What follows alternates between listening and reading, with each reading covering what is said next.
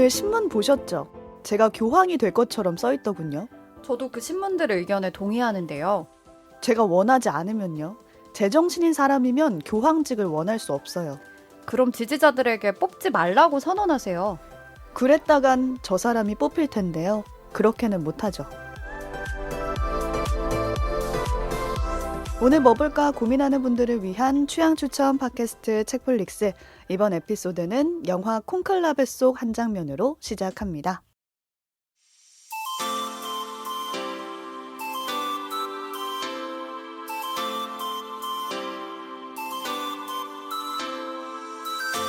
안녕하세요, 책디입니다. 오늘도 책플릭스 함께 만드는 두 분 나와 계세요. 이거 보니 저거 보니 당신이 고민할 사이에 전 다 봅니다. 본입니다. 이것저것 덕질한 덕PD입니다. 아, 본인은 인사가 미치겠네, 계속 저. 달라진 까먹어서 그런 거죠. 맞네. 네. 오늘 오프닝 보면서 저는 사실 이 영화를 안 봤기 때문에 이런 생각을 했어요. 저라면 이렇게 안 했을 텐데. 왜냐면 나라면? 누구 입장에서요? 이게 저 사람이 되면 안 된다는 확신 때문에 내가 하기 싫은 일을 해야 할 수도 있는 그런 상황인 거잖아요. 근데 어쨌든 본인이 그 일을 할 수도 있다라는 할 수 있지. 거잖아요. 하기 싫지만. 그러니까 뭔가 대의를 위해서 나를 희생한다? 이런 느낌이라서 난 저거 절대 못 하는데? 그 말을 또 고지곧대로 믿으신 거네요. 그치. 네. 아니에요? 그러니까 저는 이거 보면서 저도 콘클라베 안 봤거든요. 예. 그래서 콘클라베 분명히 그 포스터만 봤을 때는 외국 얘기인 줄 알았는데 외국이요. 이게 2025년 4월 대한민국을 배경으로 한 얘기인가? 대선의 라는- 계절입니다, 네. 여러분. 그러니까 대선 얘기 이게 김현정의 뉴스쇼인지 국힘 경선 라이브인지 콘클라베인지 알 수 없다. 이 부분만 보면은 좀 음. 헷갈릴 정도로 굉장히 현실 정치와 좀 공감되는 부분인 것 같아요. 그 얘기 들으니까 약간 내가 대선에 나오는 명분은 이유는, 그러니까요. 그렇게 또 해석이 되네요. 보통 누구는 안 네. 되니까. 그쵸. 자, 여러분, 저희가 책플릭스에서 예전에 저쪽이 싫어서 투표하는 민주주의라는 맞아요. 책을 짧게 소개해드린 적이 있습니다. 맞아요. 이게 지금 한국이 대선의 계절에서 딱 그 상황 아니겠습니까? 오프닝이. 투표란 최선이 아닌 뭘 뽑는다? 차악. 차악을 뽑는 것이다. 근데 콘클라베는 이제 아시는 분도 계시겠지만 교황을 선출하는 투표입니다. 그쵸. 우리가 근데 교황을 선출하는 투표도 차악을 뽑아? 이게 약간 이상하잖아요. 그런데 그거를 적나라하게 보여주는 그런 장면인 것이고 본이가 얘기한 것처럼 굉장히 현실적인 여러 가지 생각을 할 수 있게 해주는 작품입니다. 자, 프란치스코 교황의 선종 소식이 이번 주에 갑자기 전해지면서 네. 이제 가톨릭 신자가 아닌 분들도 추모와 애도의 뜻을 밝히고 있는 요즘이죠. 네, 그분은 워낙 유명했잖아요. 막 여기저기도 많이 가고 이름이 되게 오랫동안 떠돌아서 그런지 그쪽 종교가 아니더라도 그분만큼은 되게 잘 그쵸. 알고 있었던 것 같아요. 그리고 이제 뭐 한국에서도 세월의 유가족과의 관계라든가 그러니까 소외된 사람들을 위한 어떤 그 교회 전체, 교회 지도자니까 가톨릭 교회 그분의 어떤 여러 가지 움직임들이나 그 기존 교회가 해왔던 것들과 다른 행보가 맞아. 주목을 많이 받았었죠. 사회적 목소리 엄청 많이 냈어요. 맞아요. 이제 애도 기간을 가지고 교황청에서 차기 교황 선출 절차인 콘클라베가 진행이 될 텐데 이 관심이 높아지고 있는 상황에서 마침 제가 올해 지금 4월까지 본 영화가 11편 되더라고요. 네. 많이 봤나? 근데 네. 제가 그 영화들 중에 가장 완성도 높은 작품이라고 생각하고 주변에 떠들고 다녔던 게 바로 이 콘클라베입니다. 요즘 정신 건강이 좋네요. 영화도 왜요? 많이 보고. 정신 건강이 좋아지려고 영화를 보는 거예요. 그래. 우리가 인과관계는 알 수 없으나 선우는 네, 정말 선우는 알 수 없으나 참고로 이 작품은 실화 바탕은 아니고요. 허구로 창작되어 있는 원작 소설이 있어요. 그 소설을 영화로 각색해서 옮긴 겁니다. 네. 그럼에도 이 현실의 종교와 콘클라베 절차 자체에 대해 꽤 잘 그려내고 있다는 평을 받고 있어요.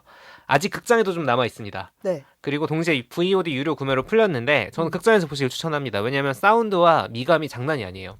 그래요? 그래가지고 극장에서 보시길 추천을 드리고 볼까 말까 망설이고 계신 분들에게 제가 초강추하기 위해 꼭 보시라 영업을 좀 해보려고 오늘 들고 왔습니다. 네. 오늘은 영업 모드군요. 네.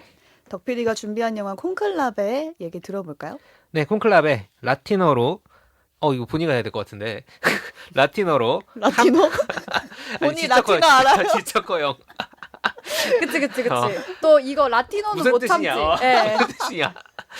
라틴어로 함께라는 뜻의 쿰과 열쇠라는 뜻의 클라비라는 단어에서 기원을 했는데 열쇠로 잠글 수 있는 방이라는 뜻으로 교황 선출 절차를 뜻합니다. 왜 열쇠로 잠글 수 있는 방이냐? 새 교황을 선출할 때는 후보이자 유권자인 전 세계 추기경들 80세 미만의 추기경들이요. 모여가지고 외부와 완전히 차단된 채 투표를 계속해서 거듭하기 때문에 선출된 사람이 나올 때까지 3분의 2 투표를 받아야 돼. 이 사람들이 나올 때까지 투표를 거듭하기 때문에 이제 열쇠로 잠글 수 있는 방이라는 뜻이 이 선출 절차를 의미하게 된 거고요. 자, 그러면 우리는 이 영화가 어디서 시작할지 알 수 있죠. 투표 방. 교황이 돌아가시면서 시작이 됩니다. 그래야 이제 다음 절차가 시작이 되니까. 음. 우리가 따라갈 주인공은 누구냐? 로렌스라는 추기경 단장이에요. 추기경이라는 말 낯서실 수도 있는데 가톨릭에서 최고위 성직자예요. 전 세계 가톨릭 신도들의 지도자 교황이잖아요. 그 교황 역시 아까 말씀드린 것처럼 80세 미만의 추기경 중에서 선정이 됩니다. 그런 추기경단의 단장이다. 한마디로 정권에 비유하면 교황 다음 넘버 2. 대통령이 임명한 국무총리. 약간 이 정도의 느낌으로 생각하시면 돼요. 만약에 교황이 선종하시게 되면 바로 이 추기경 단장이 선관위원장이 됩니다. 후보가 안 돼요? 아니 후보이 동시에 선관위. 왜냐하면 이 절차 자체가 모든 추기경들이 모여가지고 계속 투표를 하거든요. 그러니까 거기 있는 모든 사람이 후보이자 유권자예요. 근데 이제 누군가는 관장을 해야 될 거 아니야. 되니까. 그러니까 이 사람이 선관위원장 역할을 하는 거예요. 그런데 우리가 여기서 로렌스에 대해서 기억을 해야 되는 특징이 두 가지가 있습니다. 교황이 선종하기 전에 이제 우리 주인공 로렌스가 교황님 저 이제 추기경 단장 그만하랍니다. 보내주세요. 집에 보내주세요. 수도원으로 좀 돌아가고 싶다. 나를 좀 돌봐야겠다라고 얘기를 해요. 그 이유가 뭐냐? 기도빨이 안 먹힌다. 이렇게 얘기하진 않아. 이렇게 얘기하진 않은데 진지하게 설명을 다시 하자면 기도에 대한 믿음이 흔들리고 있는 상황이야. 추기경인데. 믿음이 흔들리고 있는 상황인데 믿음이라는 건 사실 종교의 근본이에요. 그럼요. 그것에 대한 믿음이 흔들려. 추기경인데 게다가 그치? 본인이. 교황 넘버 2인 추기경인데 어떻게 보면은 그래도 저는 이분이 좋은 추기경이라는 생각이 벌써 들어요. 의심이 되니까. 그렇죠. 그쵸? 스스로의 그 영성에 대한 반추를 계속 해본다는 게. 그러다 보니까 이 사람이 교황청의 이 행정 사무에서 벗어나서 자기의 믿음을 좀 돌아보려고 이제 요청을 한 거야. 근데 이제 교황이 안 돼, 헛소리 하지 마. 너 계속 일해. 라고 하고 거절한 상황에서 갑자기 선정한 거예요.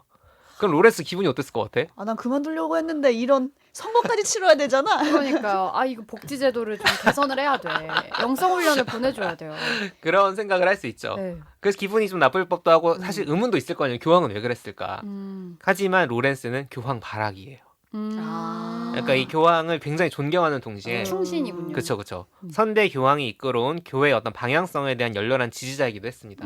자, 여기서 우리가 또 기억해야 될 두 번째 포인트가 나옵니다. 이 교회의 방향성이라는 게 무엇이냐? 이 영화가 이제 허구라고는 하지만 현실에서 가톨릭 내부에 거칠게 표현하면 진보파와 보수파 사이의 갈등을 다루고 있어요. 그러다 보니까 이 작품에서의 선대 교황은 진보파. 그래서 프란치스코 교황이랑 굉장히 많이 사람들이 연결해서 생각을 해요. 겹쳐 보일 수밖에 없겠네요. 겹쳐 보여요. 네. 그러니까 진보파는 예컨대 세상과 좀 더 접점을 만들어야 한다. 교회 내에서 여성의 지위. 지금은 사실 신부가 될 수 없잖아요. 교회 같은 경우에도 이제 여성이 목사 안수를 받는 교단 못 받는 교단이 있는 것처럼. 맞아요. 근데 가톨릭은 아예 신부는 남자만 할 수 있으니까 이제 그런 문제라거나 뭐 성소자나 타 종교처럼 그동안 가톨릭 교회가 배척해왔던 존재들에 대해서 좀 더 포용적여야 한다는 입장이 진보파예요. 반면에 보수파는 교회가 너무 세속화됐다. 그래서 선대 교황이 해왔던 이런 다양성을 포용하는 정책이 교회의 순수성을 오염시키고 있다. 이런 입장이에요.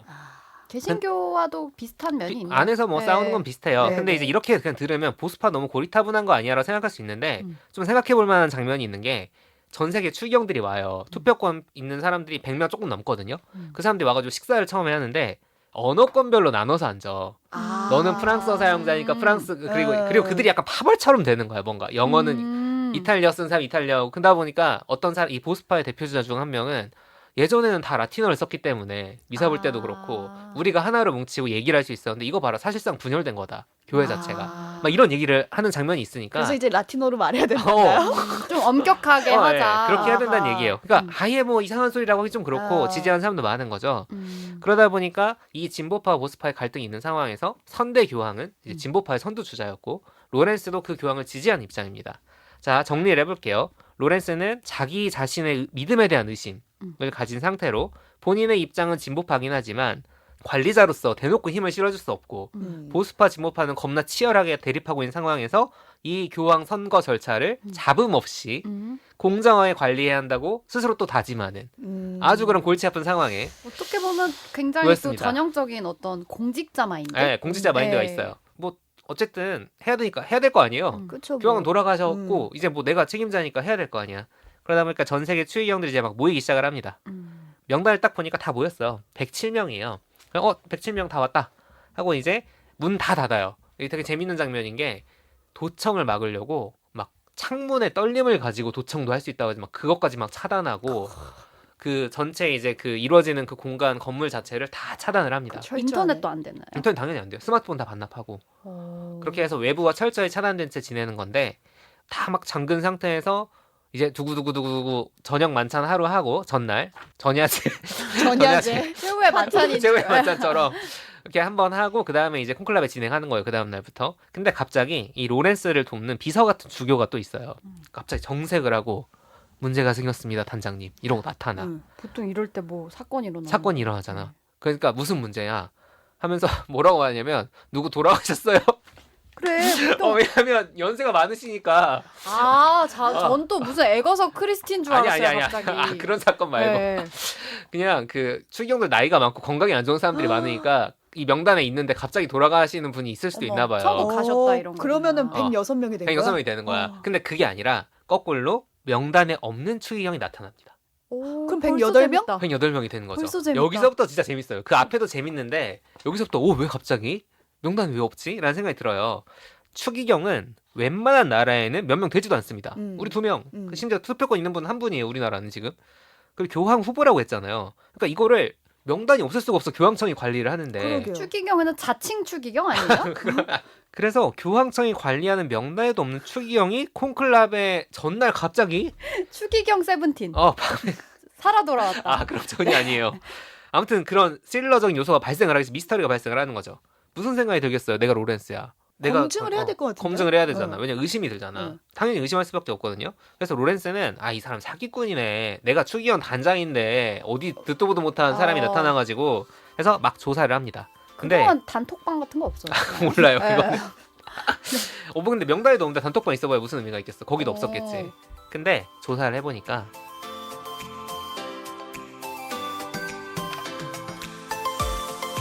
이 추기경은 현대 교황이 생전에 임명한 말이 좀 어려운데 의중 결정 추기경이에요. 이게 뭔 말이냐면 가톨릭 포교 활동이나 선교 활동이 위험한 지역이 있을 수 있잖아요. 이슬람이 되게 많거나 내전이 벌어지고 있는 지역이거나 그런 지역에서 활동한다든가 하는 이유로 밖에 알려지지 않았지만 교황이 직접 임명한 블랙 추기경. 블랙 요원 같은. 블랙 요원 같은 거지. 그래서 이분은 이슬람교 신자가 많은 카불에서 활동을 한 거야. 내전 막 벌어지고 있고. 그래서 납득은 되고 말은 납득이 되잖아. 실제로 이 뉴페이스 추기경이 교황으로부터 받은 임명장을 가져오는데 거기 교황 인장이 찍혀있고 이건 위조가 안 돼요. 그러니까 이거 진본인 것 같아. 그리고 점점 조사하면서 나오지만 교황이 직접 재정 지원 이 사람의 활동을 해준 그런 자료도 나오고 하니까 이 사람 거짓말하는 건 아니다. 찐이네. 너무 재밌다. 그리고 자격이 있다라는 거라서 이제 108명이 된 상태로 이제 콘클라베가 시작이 됩니다. 그럼 이제 우리는 느낌적 느낌을 가지게 돼서 저 사람이 뭔가 역할을 할 것 같은데 이 절차에서 캐스팅 그쵸. 보트 역할을. 그런 거 할 것 같은데라는 생각이 들죠. 짝수가 됐대 벌써. 그쵸. 108명입니다. 3분의 2가 나와야 돼요. 근데 이제 콘클라베가 재밌는 게 뭐냐면 우리가 흔히 선거하듯이 후보 등록을 하고 1번, 2번, 3번, 4번 이렇게 하고 유세를 하고 이런 게 아니라 그냥 108명을 방에 넣어놓고 쪽지에다 이름을 써. 그다음 이름을 써서 다 내요. 그럼 그거를 까서 발표한 식이에요. 그러니까 그 누군가가 3분의 2 이상을 받을 때까지 그걸 계속해요. 그건 학교의 반장 선거랑 비슷한 거 아니에요? 그러면은 유세 정자 발을 정자 그치, 써가면서. 근데 유세와 후보 등록은 없다 없어. 하셨잖아요. 그럼 어떻게 뭐 춤이라도 그치? 춰요? 자 이거 봐봐요. 100명을 넘게 한 방에 가둬놓고 눈치 게임 하는 거예요. 정견발표 이런 공식적 조차 없어. 그냥 앉아가지고 나를 뽑아줘 이거 그거 못하고 없어.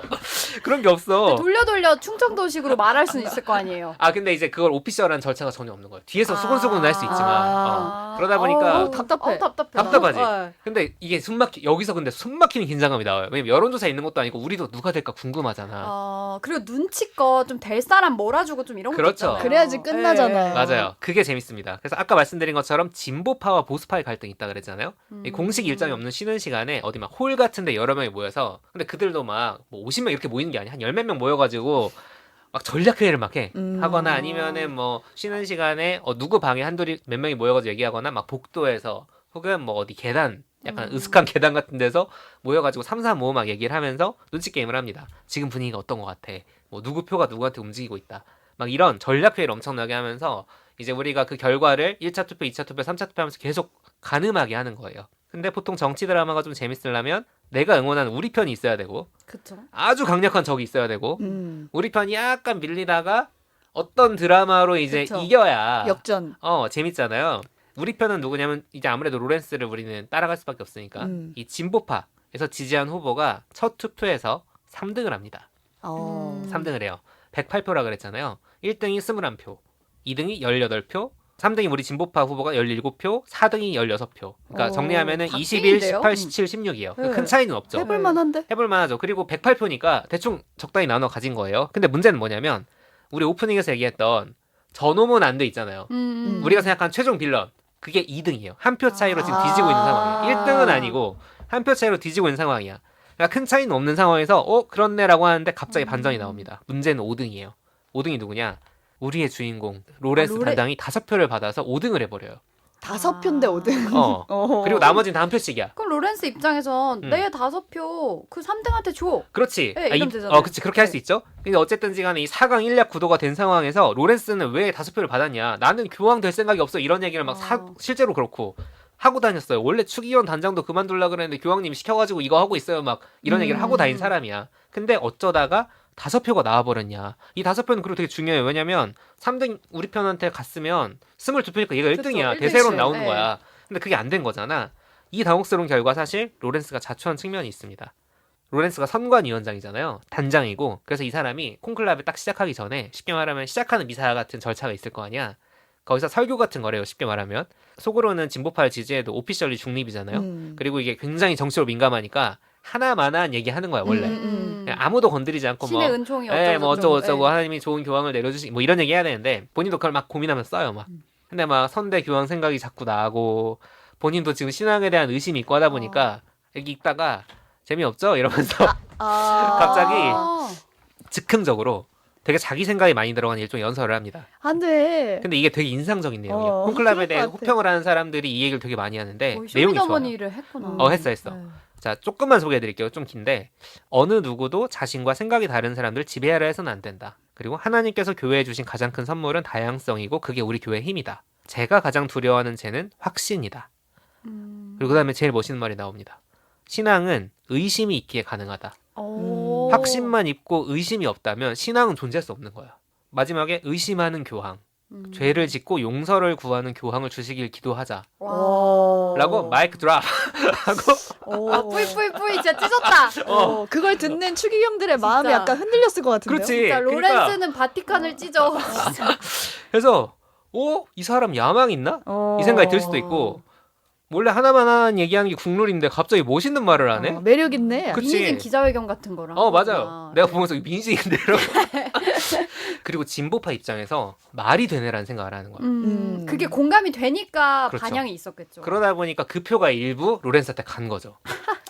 재밌다. 자, 그러면 어떻게 상황이 꼬였잖아. 왜냐면은 우리 진보파 대표 주자는 자기도 하기 싫은데 저놈 당선되느니 내가 그냥 할게라고 마음 먹고 왔는데 갑자기 표가 이렇게 되고 이러면 안 되니까 이러면 진짜 저 사람 될 수도 있는 거잖아. 이럴 때는 단일화만 추진하면 됩니다. 그렇지. 네. 그래서 야, 너 교황 하고 싶은 거야. 빨리 결정을 빨리 하세요. 해. 로렌스한테. 결정을 하세요. 결정을 하셔야 된다. 압박을 하고 로렌스는 나 진짜 안 한다니까 하고 내가 또 나 안 해 하고 얘기하고 다닐게. 그러면 이제 다음 투표에서는 내 표가 너한테 가겠지.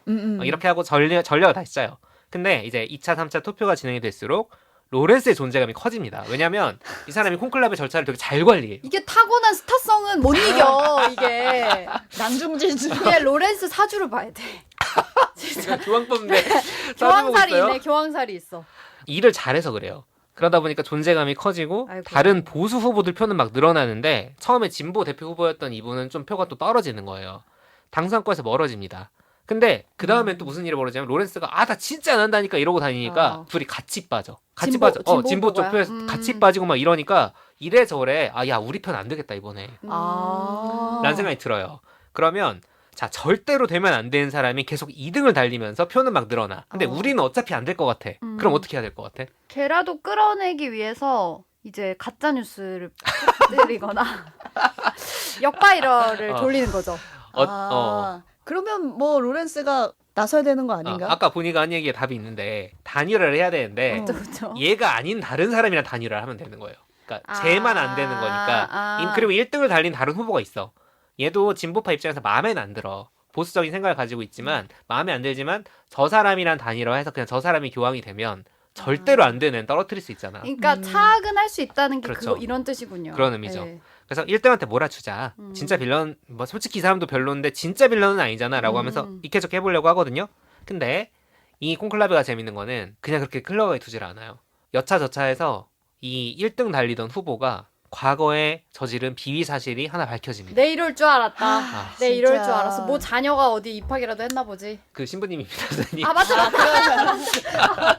아니 근데 자녀 가족도 없는데 아무튼 여러 가지 있어요. 어디 뭐 주식을 샀나? 아유. 그러면은 2등이던 빌런의 당선 확률이 높아질 거 아니에요. 근데 이 사람 또 너무 강경파라 바로 결집은 안 돼. 그런 상황에서 또 이제 4등 정도 하고 있던 기억하시죠? 처음에 4강이었잖아요. 네. 약간 중도파. 16표. 그 사람한테 좀 몰아줘 볼까? 아, 야, 걔 진짜 별로고 문제 있는 것 같아. 라고 하는데, 야, 그럼 어떡하냐? 또 쟤 당선에게 둘 거야? 해서 또 그렇게 해. 근데 그 사람의 비밀 사실이 밝혀져서. 아, 진짜 멀쩡한 아니 사람이었어. 근데 성직자들이 가족도 없는데 뭐 그렇게. 그렇죠. 네. 그거 되게 재밌는 포인트인 게 구체적인 비밀 사실들을 제가 일부러 말 안 하고 있는데 모두 현실의 가톨릭 교회가 가지고 있는 문제와 연결이 돼 있습니다. 실제 근데 권력과. 제 생각에는 어. 털어서 먼지 안 나온 사람은 없는데 그 2등 후보가 이 역바이럴을 푼 것 아, 같아요. 그거는 다른 후보가 다른 후보한테 거는 뭐가 또 있어요. 이거 정치 드라마로 되게 재밌습니다. 그래서 아무튼 헷갈려요. 현실의 어떤 가톨릭 교회 문제를 다 지적을 하면서 어쨌든 아. 정치 드라마적으로 다 날려버렸어. 자, 그리고 이걸 누가 밝히냐면 로렌스가 전부 밝혀요.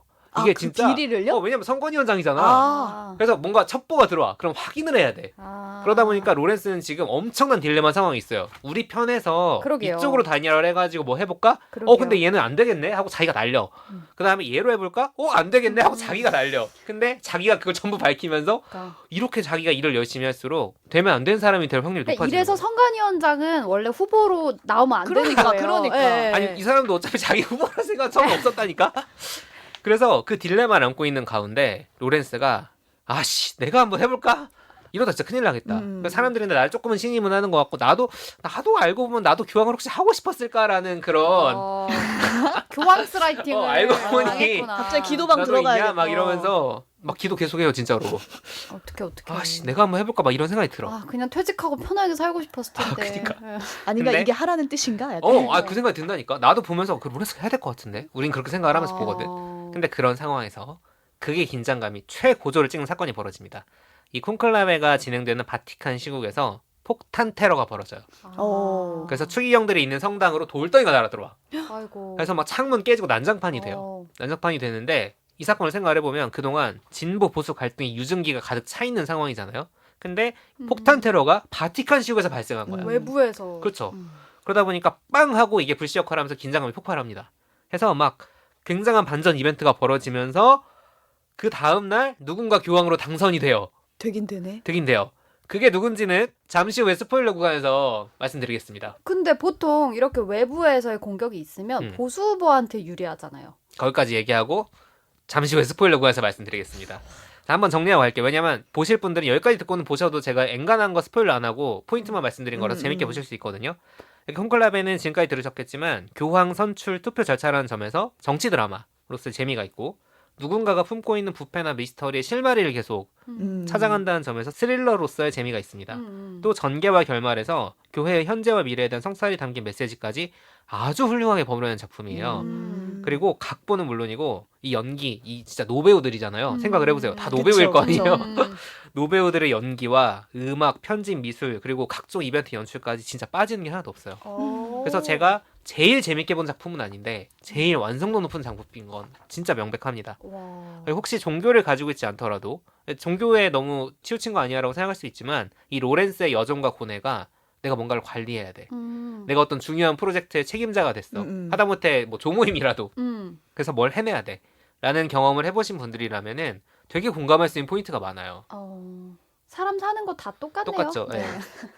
제가 고등학교 1학년 때 반장을 했을 때 저는 사실 참고로 말씀드리자면 그 경험이 나는 리더에 맞지 않다라는 걸 깨닫게 된 경험이었는데요. 그때 비슷한 딜레마를 느꼈던 게 민심을 잘 듣고 충족시켜주는 게 결국 누군가를 만족시키는 일이 아니고 누군가를 필연적으로 실망시키는 일이고 그게 그래서 실망시키고 거절하는 일이 리더의 본질이다라는 걸 그때 느낀 거예요. 맞아요. 이게 이렇게 말하니까 거국적으로 느껴지는데 그 한국 고등학교는 왜 막 입시 준비한다고 체육 시간에 체육을 안 하고 자습 공부를 시킨다 뭐 이런 선택지가 있거든요. 그래서 반 친구가 30명이었는데 선생님이 그걸 너네가 정하라는 거예요.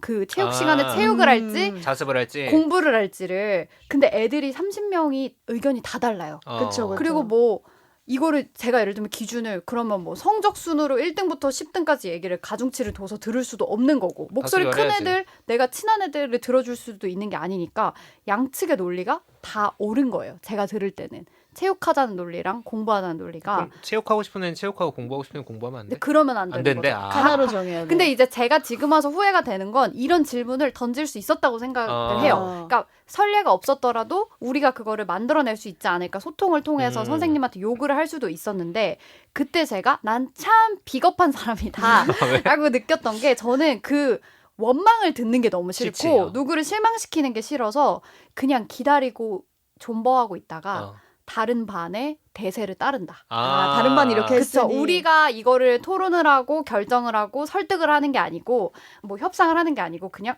야 몇몇 반이 이미 이렇게 하기로 결정했대라고 하면서 주관 없이 약간 제가 책임을 좀 떠넘기는 거죠. 근데 그러면서 그때 제가 17살에 느낀 거죠.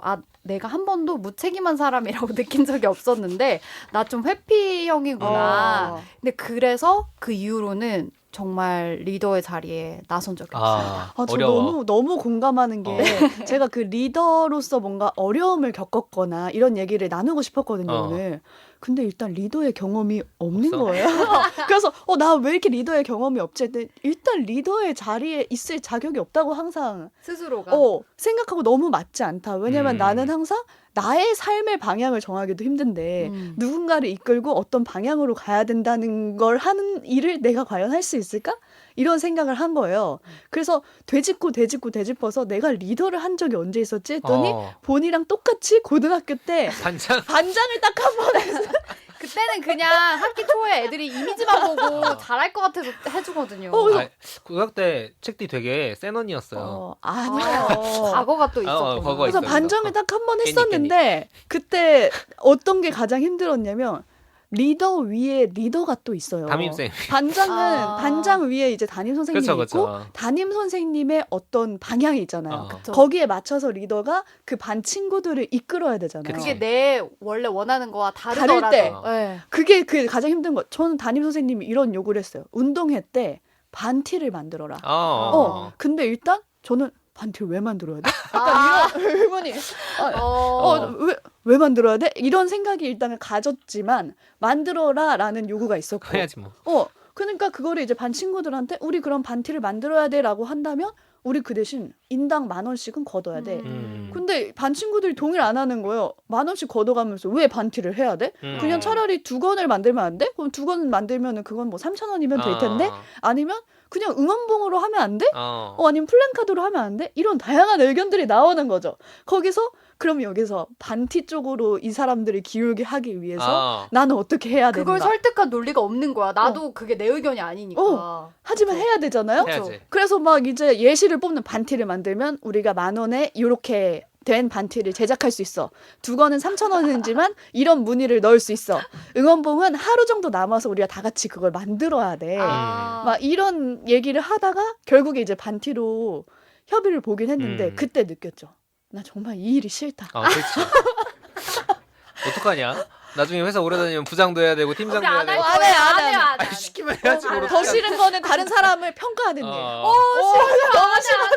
이 사람들 대가리 꽃밭으로 그냥 살겠다는 얘기네. 저는 자. 그냥 따르겠어요. 주마등이 흘러갑니다. 여러분 이렇게 되게 작은 경험이라고 다들 생각할 수 있지만 그거 되게 인생에서 크리티컬한 경험들이 돼요. 맞아요. 나를 알게 되고. 맞아요. 그리고 방금 얘기한 것들이 로렌스도 똑같이 느낍니다. 여기는 왜냐면 추기경들이 애지간히 기존 세겠어. 리더들이잖아요. 바꾸게. 영존세. 그 나라로 가면 영성세. 장난 아니란 말이에요. 근데 스스로도 엄청 똑같아. 나도 의심하는 거야. 내가 지금 이렇게 한 게 맞아? 그니까. 라는 그 생각을 계속 품고서 이걸 하면서 우리는 노동자로서의 관리 노동자로서의 이 추기경 단장을 보게 되는 겁니다. 맞아. 자, 이런 여러 가지 생각들을 떠올리게 되면서 이제 스포일러 구간으로 넘어가 보겠습니다.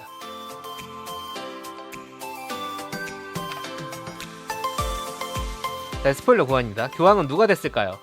로렌스 보수. 보수 블랙입니다. 블랙이 됐다고? 자 보세요. 그러니까 너무 안 나왔어. 약간 그치. 노무현 같은 건가? 컴무니스트처럼. 갑자기? 자 콘클라베 전날 느닷없이 찾아온 처음에는 의심의 대상이었던 그 선대 교황의 의중 추기경. 네. 제가 이제 두 번째로 이름을 밝히겠습니다. 베니테스라는 추기경이에요. 교황이 되셨으니까 베니테스라는 추기경인데 아까 폭탄 테러로 이 콘클라베가 진행된 성당마저 일부 파괴되고 난장판이 됐다 그랬잖아요. 그때 이제 다들 막 딴 데 홀에 가가지고 추기경들 모여서 있는데 거기서 이게 일종의 원래 그런 게 하면 안 되지만 유세 현장이 된 거야. 오. 왜냐면 지금 다 막 다 위기니까. 흙먼지 뒤집어 쓰고 막 이러고 있는 상황에 어. 다 모여 있으니까 거기서 보수파의 대표 주자가 일어나서 막 흥분해서 연설을 해요. 이거 봐라, 이거 지금 전쟁이다. 가톨릭 이렇게 포용적으로 나갔더니 지금 무슨 일이 벌어지고 있는지 봐라. 뭉쳐야 된다. 선대 교황을 비롯해서 너네 진보파 자유주의자들이 해온 정책의 결과가 이런 거 아니냐. 뭐 저 동물 같은 사람들이랑 맞설 강력한 지도자가 필요하다. 스트레스. 막 그 연설을 해. 그럼 또 우리 진보파 원래 대표 주자였던 사람이 일어나서 이상한 소리 하지 말라고 또 막 싸워요. 막 둘이서 막 웅성웅성 난리야. 우리나라랑 똑같네. 똑같죠. 네. 근데 이제 그때 이제 원래 의문의 존재였던 그리고 제가 아까 앞에 이제 다 밝히고 시작했지만 원래 로렌스가 이 의문의 존재인 추기경에 대해서 확인하는 과정이 계속 진행이 돼요. 그러니까 처음부터 모든 게 밝혀지고 시작된 게 아니라 이 사람 결국 진짜였네가 천천히 확인이 된단 말이야. 그런 상태에서 딱 갑자기 일어나가지고 말을 하기 시작을 하는데 막 전쟁이야 이런 얘기하고 있잖아요. 님들이 전쟁을 아시나요? 얘기를 해. 왜냐면 이 사람은 전쟁터에 있던 사람이거든. 그쵸. 진짜로. 전쟁터에서 사역을 하는 사람이기 때문에 말의 무게가 달라요. 딱 이런 막 얘기를 합니다. 전쟁터에서는 크리스찬도 무슬림들도 다 죽는다. 자기는 그 시신들을 너무 다 봐왔어. 그래서 우리가 싸워야 할 대상은 저 폭탄 테러를 일으키는 망상에 빠진 사람들이 아니라 마음속에 있는 증오랑 싸워야 된다. 그리고 교회는 미래로 나아가야 된다. 이런 취지 얘기를 막 해요. 이거 되게 짧게 요약한 거예요. 좋은 말이 되게 많은데 우리는 그 순간 알죠. 교황이 되겠네. 굉장히 판타지적인 존재네요. 판타지죠. 네. 그리고 교황이 됩니다. 다음날 투표에서. 근데 이게 영화의 끝이 아니에요. 자, 여러분 여기서 끝나면은 그냥 잘 만든 영화다 하고 싶었는데 마지막에 진짜 킥이 있습니다. 제가 스포일러 구간임에도 불구하고 이걸 얘기하면은 영화 안 보실 것 같아서 왜 말 안 해? 이거는 이건 진짜 킥 너무 재밌는 포인트고. 그러면 혹시 yes or no만 해주실 수 있어요? 그 최종 스포는 일단 안 하고 일단 들어보세요. 아직 그 설명 좀 남았으니까. 오케이. 자, 우리의 주인공 로렌스 단장이 교황 선거 끝났잖아요. 한숨 돌리나 싶어요. 이제 끝났다. 집에 가야지 하고 네. 한숨 돌리나 싶은데 이 대중 앞에 최종 발표를 하기 직전에 이 새 교황이 될 베니테스에게 엄청난 비밀이 있다는 걸 알게 됩니다. 저 왠지 맞출 수 있을 것 같아요. 잠깐만요. 소름 돋아. 그동안 추적해왔던 여러 가지 그거의 그 연장선에서 마지막에 정말 큰 비밀이 있다는 걸 알게 돼요.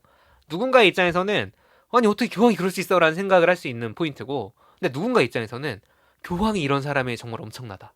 이렇게 양가적으로 해석할 수 있는. 그래서 이 사람이야말로 교회의 미래를 제대로 상징하고 있다라고 생각할 만한 비밀이거든요. 지금 보니가 맞추겠다고 손들고 난리인데 한번 봅시다. 편집할지 말지. 뭔데? 제가 정말 단연간의 네. 그 추리 영화, 네네. 추리 시리즈 열독자로서 갑자기 테러가 일어나죠. 좀 이상하지 않으세요? 게다가 베니테스 그 무슬림 그 사회에서 있다 온 사람이죠. 거기서 뭐 누구랑 어떻게 친하게 지냈는지 우리가 알 수가 없어요. 그 테러를 사주한 사람이 베니테스였고 그 베니테스에게 그걸 미리 지시한 게 돌아가신 교황인 거죠. 그래서 그 돌아가신 교황이 만약에 이거 사태를 보고 보수가 당선될 것 같다. 그러면 이 테러 카드를 써라. 음모론이네요. 바깥으로 연락 못 하는데? 그거는 이제 뭐 어떻게 그 방치장치가 있다. 일론 머스크를 통해서 다 이제 한 거고요. 미리 예약 문자를 해놓던가 뭐 예를 들면 보수에 이게 지지세가 올라가면 예약 문자가 발송된다 해가지고 그렇게 스피치까지 미리 다 계획된 계획을 판이었다. 해놓은 거다. 혹시 생각나는 거 있어요? 살인자다. 살인자다? 여러분 제가 방금 뭐라고 했는지 좀 이해를 해주시면 좋겠는데 저 듣고 이게 도파민에 절여진 이거 좋은 작품이라고. 약간 펜트하우스식 정말. 제가 방금 뭐라 그랬냐면 교황이 이런 사람이라니 정말 엄청나다. 교회의 미래가 이렇게 되는구나. 아주 예수님이다. 예수님이 살아 돌아오셨다.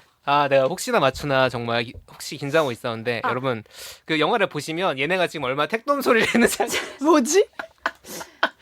너무 즐겁다 지금. 잠깐만 한 번만 궁금해서 또 맞추 시도할래? 다시 한번 설명해 주세요. 교황은 이런 사람이요. 교황이 어떻게 그럴 수 있어라는 생각을 가질 수도 있고 교황이 이런 사람이라니 정말 대단하다. 교회의 미래가 달라지겠구나라고 생각할 수도 있다고. 코인으로 큰 돈을 벌었다. 자, 그만하겠습니다. 어려운데 나 두 진짜 가지 중요한 얘기. 평가를 네. 야, 진짜 중요한 얘기 하려고 아니라 하는데 지금 갑자기. 두 말이 배치돼요. 두 말이 그러면- 배치돼요. 네. 그게 너무 그게 진짜 이 영화의 엄청난 포인트인 거야. 그래서 살인자라는 거야. 누군가한테는 이 죽음이 그러니까 엄청난 정의로운 정의로운 그런 걸 수도. 아니, 본인이 죄를 저지른 사람은 아니에요. 아 그래요? 네. 알았다. 전혀 아닌 것 같은데. 알았다. 이거 영상으로 찍어가지고 놀려야 되는데. 무슬림 종교 지도자의 아들이다. 자, 됐고요. 자, 제가 이제 제일 지금 그럴듯하네. 되게 이 영화의 근데 되게 중요한 포인트 하나를 마지막에 결론 삼아서 설명하려는 차에 이제 헛소리 한참 진짜 들으셨고요. 궁금한데? 로렌스가 이 비밀을 알게 돼요. 여기 로렌스는 왜냐면 모든 걸 밝혀낸 탐정이니까 알게 되는데 로렌스의 결정을 들어보세요. 네. 이 교황의 비밀을 자기 혼자 품고 일단 세상에 알리지 않기로 해. 그리고 아, 교황이 진짜? 되게 인정을 해요. 음... 콘클라베 이게 관을. 밝혀지면 교황 임명이 취소될 만한 수도 있는 건인가요? 당연하죠. 음... 당연하죠. 그러니까 나 논란이 엄청나게 벌어질 수 있는 일이에요. 나 알았네. 나 알았다. 아니 몰라. 근데 진짜 택도 알았어. 없이 몰라. 진짜로 아니, 됐어요. 알았어요. 자, 그만하시고 한 이따 번만 끝나고 얘기하게 해주세요. 한 번만. 진짜 제발 저 진짜. 네, 하세요. 트랜스젠더다. 아니, 트랜스젠더 아니야.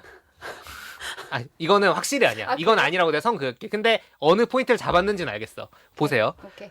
로렌스는 이 교황의 비밀을 혼자 품고 세상에 알리지 않기로 하고 그냥 이제 인정하고 끝납니다. 끝난 상태예요. 아마 언젠가는 알려질 수밖에 없는 일일 텐데 교회의 미래에 뭔가 이 사람을 건 거야. 그러면서 이제 재밌어. 끝나고 너무 이걸 상징하는 게 마지막 장면이에요. 네. 이 영화의 마지막 장면이 뭐냐면 이건 스포 아닙니다. 추기경이 아니라 수녀들이 나와요.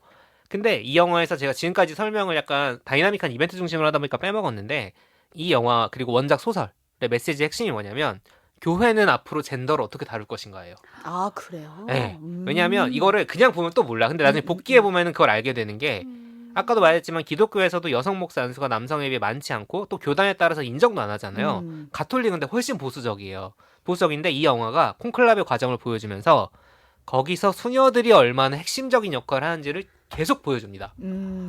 계속 보여주고 장면을 통해 보여줘요. 그리고 서사적으로 되게 중요한 이벤트에 개입이 돼 있어요. 로렌스가 뭘 밝혀내는 과정에 극적인 도움을 받는다거나 그걸 2시간 내에 쌓아 올리면서 이 수녀들의 역할을 보여주고 마지막 장면은 그 수녀들만 보여주면서 끝나요.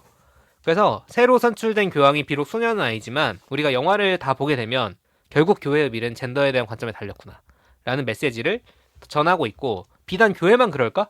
우리 사회도 마찬가지다 라는 얘기를 읽어낼 수 있는 작품이 됩니다. 이런 생각을 하게 돼요. 이 모든 정치 드라마 스릴러 이거 다 겪은 다음에 자 너무 궁금하시죠? 영화관 혹은 VOD 결제로 달려가시길 바라면서 보니가 써낸 마지막 답을 오답이라고 제가 인정하면서 넘어가겠습니다. 본인은 지금 추리를 하고 있어요. 추리만 겁나 하고 있는데 네. 너무 궁금하죠? 집에 가서 봐. 근데 저는 이 얘기가 너무 약간 우리랑 동떨어진 얘기여서 내가 오늘 이 얘기에 집중할 수 있을까 싶었거든요. 너무 재밌어요. 이거 너무 재밌어. 너무 도파민 재밌네. 완전 맞으면 팡팡 터져요. 네. 너무 재밌어가지고. 제가 그래서 오늘 참고로 VOD 제 결제하러 가세요. 마지막 추리는 베니테스는 여성이다. 였어요. 아닙니다. 저도 그 생각했는데 여장 약간 여잔데 K-드라마 남장하고 나오는 남장하고 키운 예. 거지. 아. 다음. 근데 저도 거기에 공감하는 게 제 두교황을 보면서 이 종교 영화에 대한 편견이 좀 많이 깨졌거든요. 저도 가톨릭 신자는 아니다 보니까 두교황 영화를 볼 때 이게 과연 재밌겠어? 약간 이런 생각으로 봤는데 너무 재밌죠. 재밌고 이거는 어느 종교든 어느 사회든 공감할 수밖에 없는 두교황 대화의 명작이에요. 중요성. 진짜요? 뭔가 이 너무 다른 두 사람이 어떤 식으로 친구가 되어가는가 맞아. 그런 과정을 보여주는데 이것도 콘클라베에 집중을 하긴 했지만 너무 다른 의견을 가진 사람들이 어떻게 결론을 내리는가 맞습니다. 뭔가 이게 사회적으로 어떤 역할을 하고 어떤 영향을 주는가 이런 걸 좀 볼 수 있어서 보고 싶다는 생각이 네. 들었어요. 그리고 여러분 제가 네. 이거를 그냥 그 교황이 선종하셔가지고 고른 게 아니에요. 왜냐하면 대선이 다가오지 않습니까? 이게 정치 드라마적인 성격이 있다 그랬잖아요. 그 지도자가 되는 사람들이 무슨 말을 하는지는 되게 중요한 거야. 그럼요. 그게 그리고 결론으로서 나오는 거란 말이에요. 투표 결과라는 건 그 사람한테 집약이 되는 거란 말이야. 그래서 저 사람 결국 저 사람이 됐어 싫어 이렇게 할 게 아니라 지금 사람들이 무슨 말을 하는지도 되게 중요하다. 그 과정에서 그것들을 좀 생각해 볼 수 있어서 한국인들이 지금 봐야 된다 이 영화는.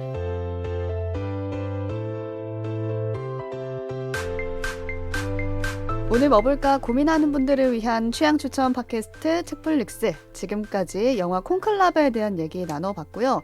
클로징 코너 요즘 뭐 봤지는 보니가 준비했습니다. 따끈 따끈따끈한 네. 작품입니다. JTBC 드라마 천국보다 아름다운. 와우. 궁금했어요. 제가 1, 2화밖에 안 봤는데도 요거는 딱 내 깔이다. 약간 눈물 나는 그런 쪽인가요? 그럴 것 같죠? 약간 이 제목이. 왜냐하면 천국 아름다운 게다가 김혜자 선생님이 주연이다. 와 벌써 폭삭 소가수다 느낌 그치. 나잖아요. 그래서 저도 사실 슬프면 안 봐야겠다라는 생각으로 시작을 한 거거든요. 근데 정말 반전으로 너무 웃겨요. 아, 제가 그래요? 1, 2화까지 보는데 간만에 그러니까 이게 웃기다는 게 여러 가지 의미로 웃길 수가 있잖아요, 작품이. 근데 골 때린다라는 표현을 쓰고 싶어요. 너무 골 때리는 작품이에요. 제가 간단하게 스토리를 말씀드리자면 그 김혜자 선생님이 일수업자예요. 그러니까 마치 파과를 떠올리게 하는데 그렇네. 나이 80에 일수, 그러니까 사람들 돈 걷는. 걷는 일을 하는 해숙이라는 인물이거든요.